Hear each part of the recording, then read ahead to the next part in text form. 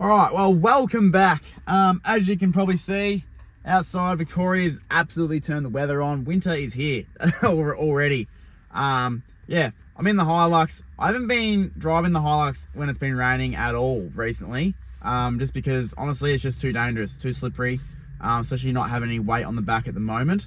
Been waiting on some new tires, but I couldn't fit tires without getting suspension. So today I've pulled up to the one and only, if you can see through there, which you can't, one and only TREAD WORX. So we're going to sort out all these problems, which is going to be awesome. So we're doing some new tires, some new rims, and to make that all fit on the car, we have to do new suspension as well. So there's a bit on, but let's go see the man. Let's go sort it out.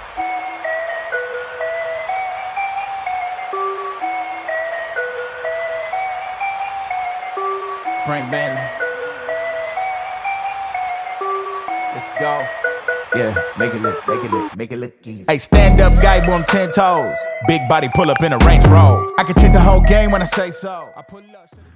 All right, the big dog, Nathan. Not much. We've got the wheels off. It's a good day. Good day. It's a good day. It's Hilux birthday day. Yes, very, very excited. So, doing new wheels, or new rims, tires, and suspension. So, she's gonna party. So, got a few wheels sitting here, a few more over there, and then all that stuff sitting on the floor. Sick parts we got, so yeah. Yeah, so with the wheels, we're going to run a SNIPPER Blast in their gunmetal colour. So this is a 17.9 POS 15. Fairly good offset for the Hiluxes. This is a high-low wheel. I believe it's either 15 or 1600 kilos, so it is compatible with anyone that wants to do GBM upgraded stuff. And then we put what I consider to be one of the best sort of crossover tyres that's just recently come out, the Yokohama Geolandar ATXD or Geo17. These are a tyre that I think they had mining purposes in mind when they designed it. The interior lug gapping is highly angled and the gaps are sort of reduced. The idea is, I believe, to get a little less noise in straight line sort of driving, on the highway. And then opening up to a reasonably aggressive outer lug, obviously giving you good off-road capabilities once you've aired down and everything. So this is the sort of tyre where if you want a little bit more than an AT, but not quite the dramas of a muddy on the road, then this is an awesome tyre. The only beef I have with this tyre is that Yokohama don't make it in enough sizes yet, so preferably. Hopefully they will. Yes. Yeah, I'm very excited. Like, look at the Yokohama. I want this in my side. Yeah. So yeah. But like, check out the depth for an all-terrain. Like, I can't get my finger fully in there, but that's like the depth of some muddies on the market, but it's an all-terrain. Yeah. So Yokohama also have a similar depth with their XAT or Geo16. It's probably one of the most aggressive as far as tread depth ATs that we've also had through. That's the Geo16. But yeah, so that's pretty much muddy depth as well. So, and from being a fairly new product, some of the reviews are a bit limited, but what we're getting back from also your mate, shout out James Roos. he seems to be loving them. Not a lot of noise, reasonable amount of grip on the road, and still getting up the hills and whatnot on the track. So yeah, bit of a winner there. Yeah, that's the main thing with this car is, like, I've always run muddies my whole time, but because it's going on the road like 90% of the time, I think all terrain's probably the go this time. But hopefully this is a good crossover. Yeah. So, and then as far as the lift goes, we've pretty much got the hamburger with the lot as far as what Fulcrum are offering. So we've got a fully adjustable remote res, their F4R setup in front and rear as far as shock absorbers and springs go. We've got the extra offset lower control arms as well as the adjustable upper arms. And the parabolics. 500 kilo parabolic springs that they're now offering. So that's a new product that they've launched now, which is fantastic. So yeah, as you can see behind me, it's got the aluminium tray with nothing on it at all. But I do put the canopy on there with the rooftop tent, the fridge, the beers, and all that. It all weighs a fair bit. So trying to get it to handle the best in both situations is going to be very tricky. But that's where this fancy ass remote res. Adjustability stuff comes in. Oh, hell yeah. Yeah. But enough talking about it, probably time to start pulling some stuff off. Pull stuff off. And let's get it in there. Yeah. Get your mind out of the gutter, Nathan. All right, well, Nathan's just doing up the last bolt on this little thing. So you can't really see, but there's a big metal spacer in there for the sway bar, but it also moves a bit more forward as well. But then because we've spaced it down, then it hits the mounts that this just holds your bash plates on. So it's got little spacers as well, just to give it its clearance. And then this little bracket here, that's for the fancy remote res sections that just clamp to. So that way they're on show and easy to get to all the adjustments and stuff. So, yeah. But yeah. So not only that, yeah, so you got the sway bar relocation that comes with the kit. Obviously that incorporated with the reservoir bracket. And then yeah, like so the radiator supports or which bash plate mounts, whatever you want to call them, they have to be dropped obviously for clearance with the sway bar. Also you'll find that this inner edge, if anyone's having any clearance issues where it's rubbing on the bottom of the spring seat, then basically these are a good idea. So not only has this moved it, I believe it's about 10 mil down, but the holes are moved over. So you screw them in with cap screws and then there's a new set of holes threaded a bit further up. So what that does is bring the sway bar back and gives that plenty of clearance between the strut and the spring. Yeah. It's like they've thought about what they're doing. I know, it's as if it's engineered. Yeah. All right, so we've got the old one and the new one. As you can see, that's very thin. And Nathan actually pointed out, they actually only weld just around the edges. They don't actually weld the full way. But that, I don't want to scratch it yet, but that is super chunky. So that's where everyone sort of bends and breaks on these sort of cars.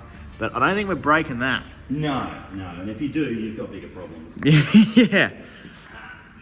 But yeah, that is beefy. So get this in. Time has come. To put the big boy in. Get the speaker box loud, hitting that stuff to you hearing that sound. Now, there's always more than one way to skin a cat, but what we've done here, because we're doing uppers and lowers, there's a fair bit going on. So we leave the upper, drop the lower, we put the replacement in, ready to go. So that way the upper's holding everything together, and then we'll put the bottom half in, and then at that point when that's holding all the CV and everything, we'll change the upper. So we'll sort of do it in a bit of a thing. So the canister lead goes underneath the control arm and it actually ends up sitting upside down in the bracket like so. So there's plenty of clearance, particularly when we get the other upper arm in, because there'll be more inner clearance with that, and that'll sit there. It's hard up against the chassis, so there's no chance of the tyre turning on into that, and it's all happy days. Sounds good. And then with the arms, you don't actually have to change the arms. We're just doing that to try and push the wheel a bit more forward, aren't we? Well, it's more so with these sorts of adjustable lifts, typically the type of person that's going to get it is the type of person that's still a little bit more than 2 inch. So this has obviously got the adjustability. Realistically, it is a very good idea to at least do the upper. We're doing the lower with the extra offset bush for clearance purposes. So we'll get the best of both worlds, where we still get a reasonable increase in caster with the upper and lower. So that way we'll end up moving the steering knuckle, or drive knuckle, whatever, forward, so the wheel will come forward and the tyre will then be away from the body mount. Yeah. And we've still got droop travel. So this, as it stands here on full droop, would end up, you can't get a finger between there. So this is the real issue with the upper control arms on the Hiluxes, where when you come to full droop, you'll end up finding that a lot of the time the arm will foul on the coil and then rub through. It also puts a lot of strain on the upper ball joint, because the downward controlling factor would normally be the internals and whatnot of the strut. So if this comes down, it pulls on that ball joint that's now stuck because the arm's there. So it's a bit of a thing. So this is just getting it all very nice. But if you're just putting in a fairly straightforward 2 inch, you can get away. Typically the Hiluxes, there is enough adjustment there in the stock arms to get it reasonable and drivable and still wear tyres fairly well. But yeah, in a perfect world, you do all the arms and everything. So and then looking at the CV angles, obviously that is to come. But yeah, we'll end up doing a diff drop in this. But we are running short on time, so we don't have that part yet. Yeah. So these are pretty straightforward to do anyway. So. And they're a lot more beefy too. Like that's hollow on the inside. That is half the weight of the upper arms that we have in the box. Yeah. So as far as the difference in arms go, factory poo-poo arm, chunky monkey arm. Yeah. So yeah, that is 2 to 3 times the weight in that. So and it's solid, which is good. Yeah. Because so this the Super one's Pro, with these ones, which makes them a little bit different to some of your eBay type spec, these are like a casted bracket that hold the ball joint and the bushes. They are pressed into the tube, then welded. They're not like butt welded where they're just the pipe up against and then welded. These are pressed into internally, so it gives them a lot better strength. So when you look at it and go, oh, why would I spend the extra money on the Super Pro arm versus the no-name eBay arm? That is why. Yeah. So, no bending. no bending. Sandproof. Yeah. So, and look, if you can manage to bend one, lifetime warranty, you'll get a free one. Hell yeah. That's what we like to hear. Yeah. So with these Super Pro arms, they will come with the crush tubes assembled, but it is imperative that you push them out. They just pop out with a bit of a hammer and a bolt, and just make sure they're greased up. So I have made that mistake. The first set I ever put in, I put them in and then found the bit of paper that said make sure to grease them, and then had to pull them back out again. So just make sure they just get a bit of grease just in there, and don't have to go too nuts with it, but just one finger. yeah, just Yep. just not two. So they will provide the grease because obviously being polyurethane, remember not to use any greases with petrochemicals, anything that's got petroleum in them. So these are a white synthetic grease that they give you. You can buy a tub or a squeeze thing later on if you're going to be servicing your bushes and everything like that. So yeah, just in case you chuck them in, they go in back in pretty straightforward. Yeah. It's all pretty simple. You just got to remember to do it because when you pull it out of the box, it literally looks like it can go straight in the car. It looks like it's ready to rock and roll, and the reason why they put that bit of paper on the instructions saying it's because obviously there's been a few people that have done it, and it will lead to flogging out the bushes and probably a bit of squeaking and carrying on as well, so which is not desirable. So ready to go. So now we're just chucking these uppers in.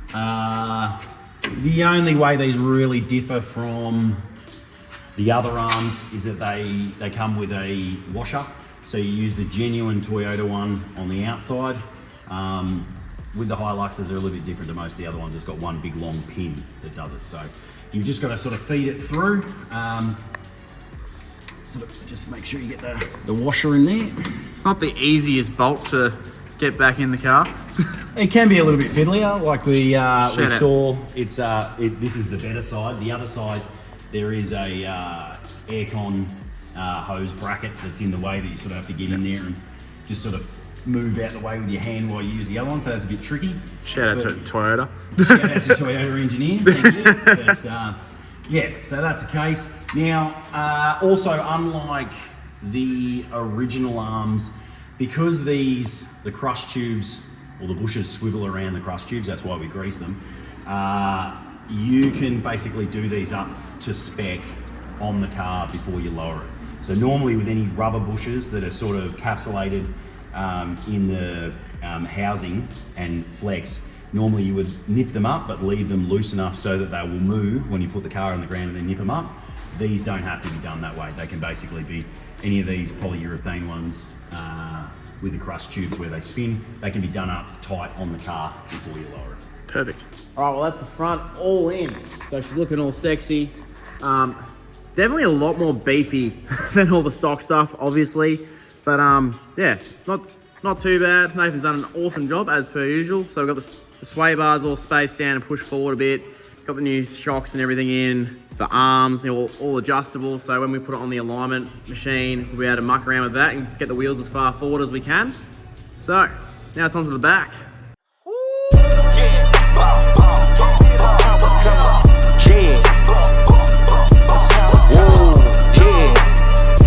Hold up.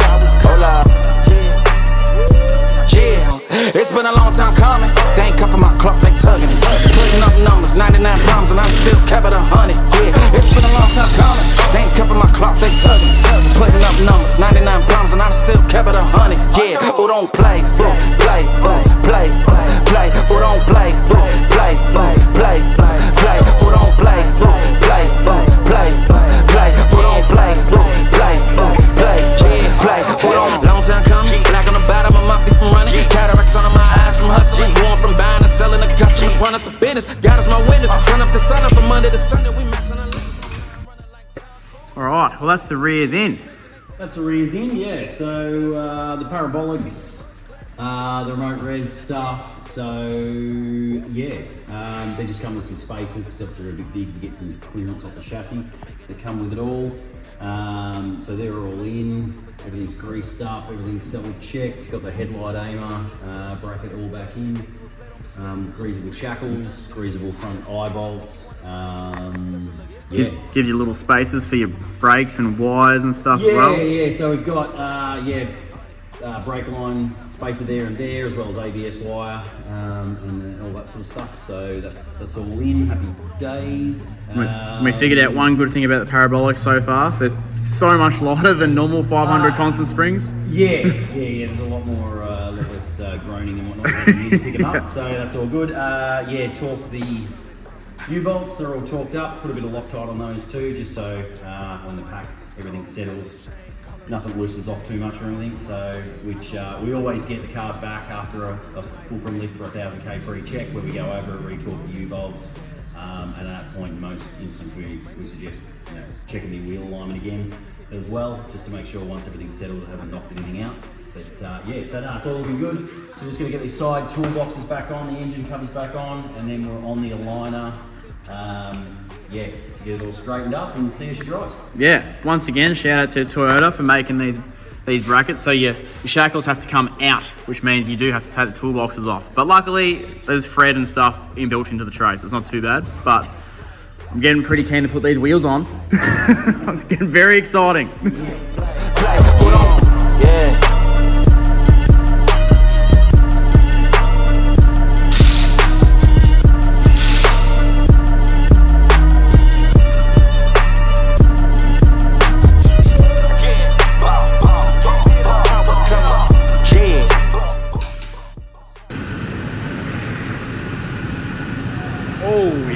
That's sexy.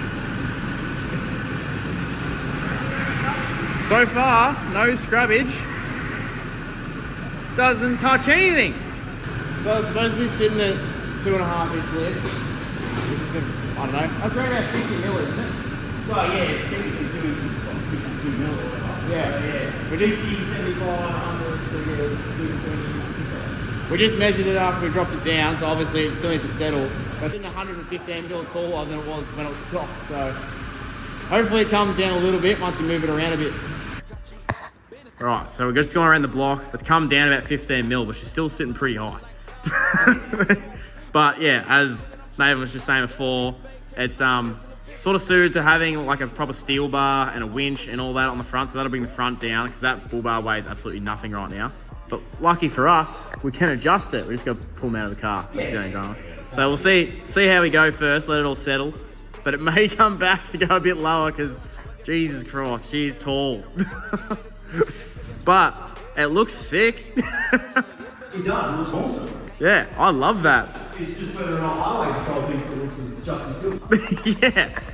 Yeah, no, we'll get it all legal. But I'm so happy with the color choice of these wheels. Like, I don't even know what color you'd call this.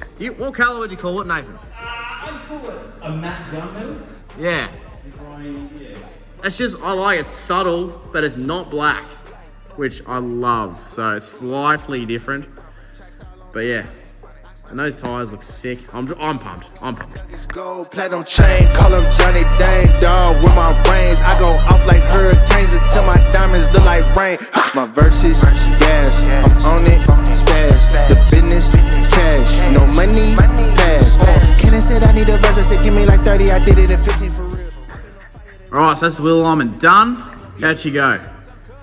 Really good. That's good. So we got plenty of caster, which when we talk about caster, we're talking about the pivoting angles between your upper and lower ball joint. You typically lose an inch or so of positive caster for every inch you sort of go up. And then you look at like high-speed, stable cars, your German stuff, your Autobahn stuff, they're looking at like 6, 7, 8, 9, 10 degrees of caster, where typically these Hiluxes and a lot of other dual cabs and stuff are running 1.5, 2 at best. So a lot of the time these arms are pushing around 3 to 4 degrees of caster, and so what you find is it will make the steering a little bit heavier, but it will give you a bit better feedback and make the car settled, particularly when you start lifting the vehicle and you know, putting a bit of weight and your centre of gravity goes up. It goes a long way on the highway to making the car feel nice and stable. So when you lose too much caster and you don't do anything to correct it, you'll end up with a car that has really light steering and it's very twitchy. You know, hit a cat's eye and you're sort of chasing it a bit. And that's obviously not something you want. So yeah, you should always look at that. So with the combination that we've done with the uppers and the lowers, we've managed to get a massive amount of clearance. So I reckon we can even run the mud flaps. I reckon we can nearly run the mud flaps. So with the 33s. At this point, we're running a solid 3.5 degrees of caster.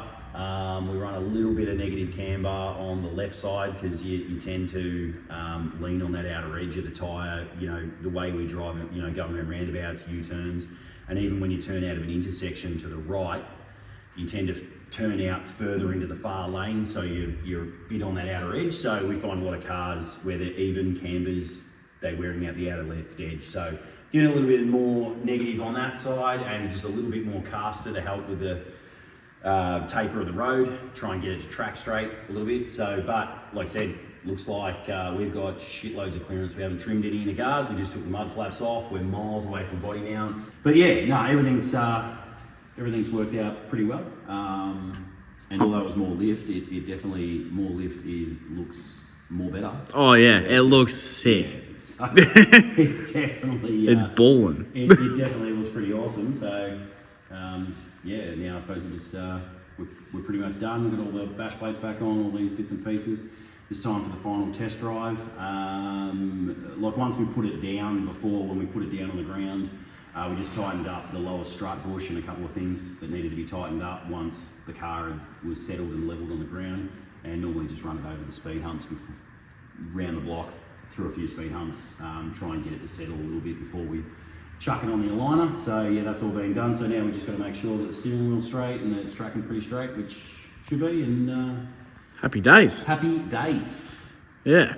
But yeah, so. And then I'll have to show you guys the car in the daytime because if you can see out the door, it's pretty dark. It's very nice. This is what I do for YouTubers. You know, Nathan, you've put in the hard yards, and I love you. But yeah, no, it's cool. So yeah, let's get it down. Let's get it down.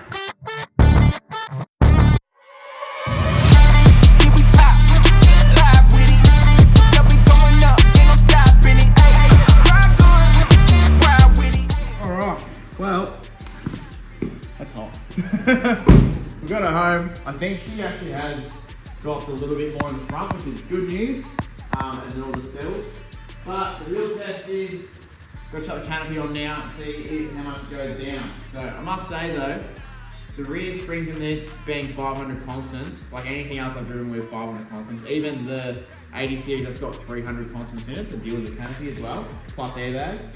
It's a very rough ride when it's empty, but this is comfier than the standard springs in the back. So I was quite shocked. I thought it was going to be quite rough in the back end, but pretty good so far. As long as it can carry the weight. So let's see. No, it's true. Take a loss here, yeah, we legendary. Let's go.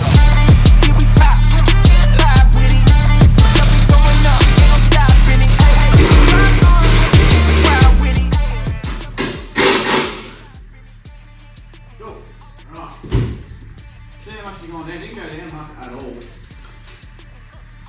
We're going down almost 15 mil. Yeah. Which is to be expected. But yeah, I thought it might have gone down a lot more than that. That's sick. That's a good height. Still for extra doors. Well, if they're that comfortable unloaded and you can hold the weight up, I'm pretty impressed so far. Alright, well it's been a couple of weeks. We've had it in there. We've actually ticked off one high country trip. We've done 14 1400 Ks in the high country, so I'm a bit overdue for my 1000 K service. So I've got to go down there very, very soon. But look at her. She handles like an absolute dream. The parabolic suspension in the back, honestly, I'm blown away with that. Like, not even taking the piss a little bit. That is incredible. It only barely sagged at all. It has settled a bit more now that we've actually used the car, so the whole car has dropped down a fair bit. But even with all the tent, the awning, max tracks, what else is up there? The shovel, axe, I've got a solar panel. There's about 150 kilos on the roof of this car right now. On the 80 series, very scary, terrifying, every corner. But this, honestly, body roll, what even is body roll? Doesn't have it. I can't believe it, even with all the weight. And it's super comfy. The back end is super dialed. The front end, if you come around here, I'll show you. So with the front end, when I first put it in, these springs, they're set to have extra weight on the front than what I've got. So I've only got the alloy bar. This will weigh absolutely nothing. So they're set from standard as if you had a steel bar on the front, which obviously I don't. So that made the ride a little bit rough in the front, but this is where all the adjustments come into play. So if you come down in here and have a look, to adjust these, it's very, very simple. You got this knob up here, which I'm just going to put back so I don't lose my setting. And then you got this little one down in here. So basically those two, that's your high speed and low speed compression. So that's pretty much your high speed is like if you were doing 50 and you just slammed into a speed bump or a pothole, that's your high speed. Low speed compression is like if you're probably going down a track, you drop off a rock step. That's like a slower sort of drop, but it's a bigger one, I guess. And then you've got your rebound as well, which you can adjust that. That's on the very bottom of the shock. I'm not going to get down there and show you right now because you've got to lay underneath the car. And it's quite muddy. But yeah, I haven't actually touched that one yet. Haven't played with that. But I've just softened it up, basically as soft as I can get it.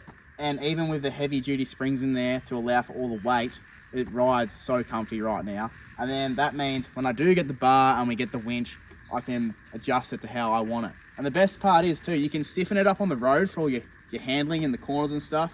But as soon as you hit the tracks, because it's right there, you can just twist them and make them softer, harder, whatever you want. All right, so clearance wise on the 33s, as if you have an N80 Hilux and you're on the page, you know 33s is like, people say, oh, they don't fit or they do fit. Power wise, they're terrible, blah, blah.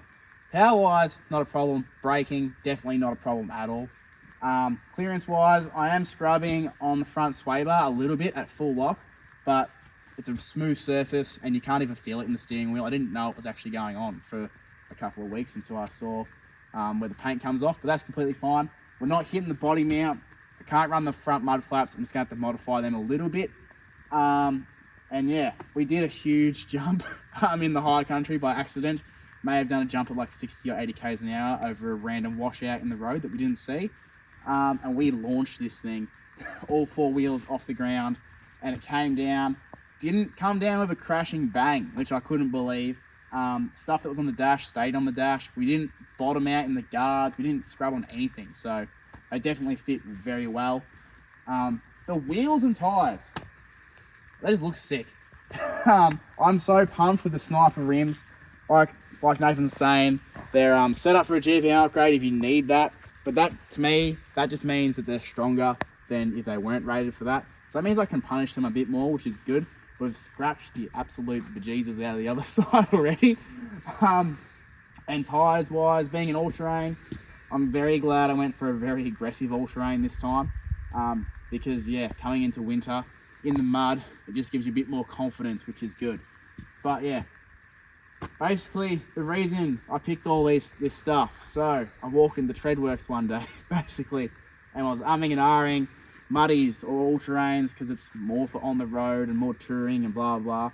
Then I saw the Yokohamas in this pattern, and yeah, I was blown away with it. And it comes in my size, which is good. Like we said at the start of the video, not many sizes available in them, but they seem to be so far a very good tyre. The rims were on the shelf at TREAD WORX as well, so if you want to go in there, have a look. He's got a fair part of their range there. Yeah, there's heaps of colours, different styles, everything. But yeah, being able to go into his shop and have a look at them is really good. And yeah, honestly, just absolutely love the look of them. I reckon it ties in with the car extremely well. And the best part is you're not paying $500 to $600 per rim.